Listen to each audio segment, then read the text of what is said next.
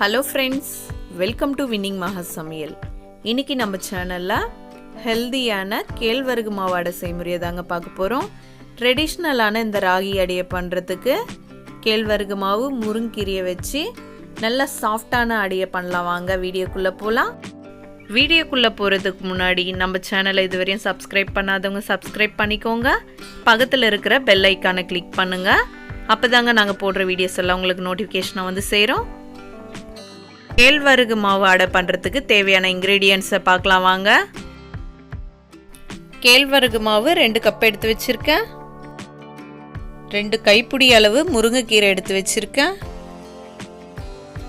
சின்ன கப்பில் 1/2 கப்பு கேரட்டை துருவி எடுத்து வச்சுருக்கேன். 4 பச்சை மிளகாவை பொடியாக கட் பண்ணி வச்சுருக்கேன். 2 பெரிய சைஸ் வெங்காயத்தை பொடியாக கட் பண்ணி எடுத்து வச்சுருக்கேன். கேழ்வரகு மாவு அடைக்கு தேவையான அளவு சால்ட் எடுத்து வச்சுருக்கேன். எண்ணெய் தேவையான அளவு. இப்போ இந்த மிக்சிங் பவுலில் எடுத்து வச்சிருக்கிற கேழ்வரகு மாவை சேர்த்துக்கலாம். பொடியாக கட் பண்ணி வச்சிருக்கிற வெங்காயத்தை சேர்த்துக்கலாம். பொடியாக நறுக்கி வச்சிருக்கிற பச்சை மிளகாவை சேர்த்துக்கலாம். 2 கைப்பிடி அளவு க்ளீன் பண்ணி எடுத்து வச்சிருக்கிற முருங்கைக்கீரையும் சேர்த்துக்கலாங்க.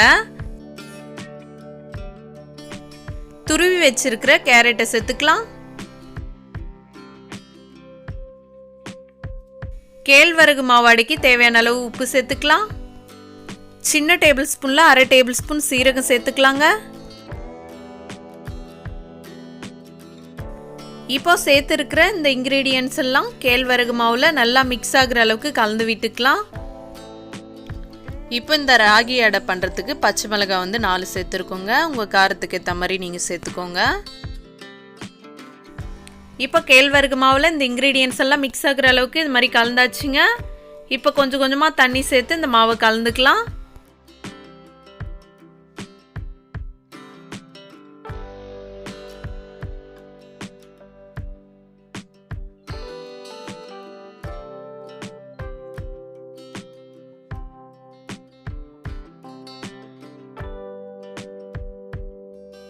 இப்போ பாருங்க, கேழ்வரகு மாவு அடை தட்டுறதுக்கு கேழ்வரகு மாவு இது மாதிரி கன்சிஸ்டன்சியில் கலந்து வச்சாச்சுங்க. ரொம்ப கெட்டியாகவும் இல்லாமல் ரொம்ப தண்ணியாகவும் இல்லாமல் இது மாதிரி அடை தட்டுற பதத்துக்கு கலந்தாச்சு.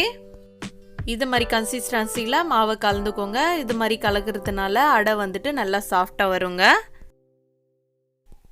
இப்போ கலந்து வச்சிருக்கிற இந்த கேழ்வரகு மாவை அடை எந்த சைஸில் தேவையோ அதுக்கேற்ற மாதிரி ரவுண்ட் பண்ணி எடுத்துக்கலாங்க.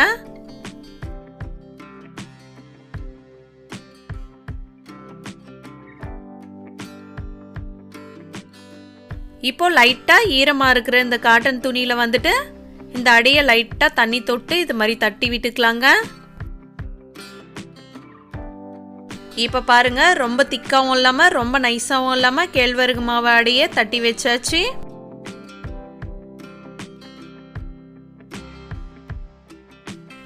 இப்போ தட்டி வச்சிருக்கிற இந்த கேழ்வரகு மாவு அடையை வேக வச்சு எடுக்கிறதுக்கு ஸ்டவ் ஆன் பண்ணி தோசைக்கல் வச்சாச்சுங்க.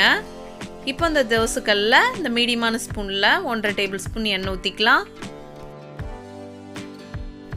இப்போ எண்ணெய் நல்லா சூடானதும் தட்டி வச்சிருக்கிற அடையை இந்த சென்டரில் பிடிச்சி இந்த கிளாத்தை எடுத்து விட்டு தோசைக்கல்லில் சேர்த்துக்கலாங்க.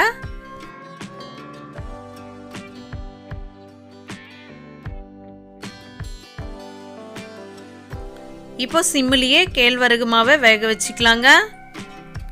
உடனே திருப்பாம 1 நிமிஷம் கழிச்சு திருப்பி விட்டுக்கலாம். இப்போ கேழ்வரகு மாவு அடையை பொறுமையா இது மாதிரி எடுத்து திருப்பி விட்டுக்கலாங்க.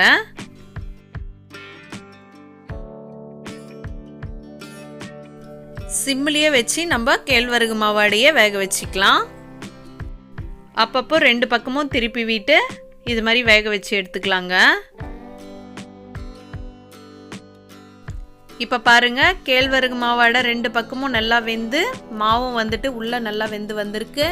இந்த ஸ்டேஜில் கேழ்வரகு மாவு அடையை ஒரு பிளேட்டுக்கு மாற்றி எடுத்துக்கலாம்.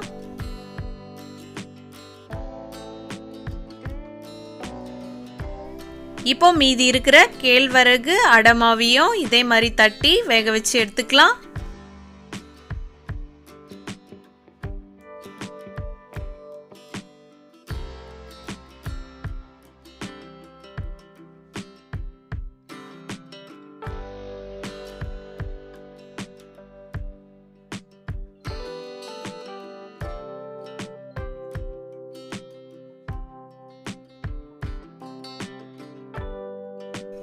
ஹெல்தியான கலர்ஃபுல்லான கேழ்வரகு மாவாடை குவிக்காக ரெடி ஆயிடுச்சுங்க.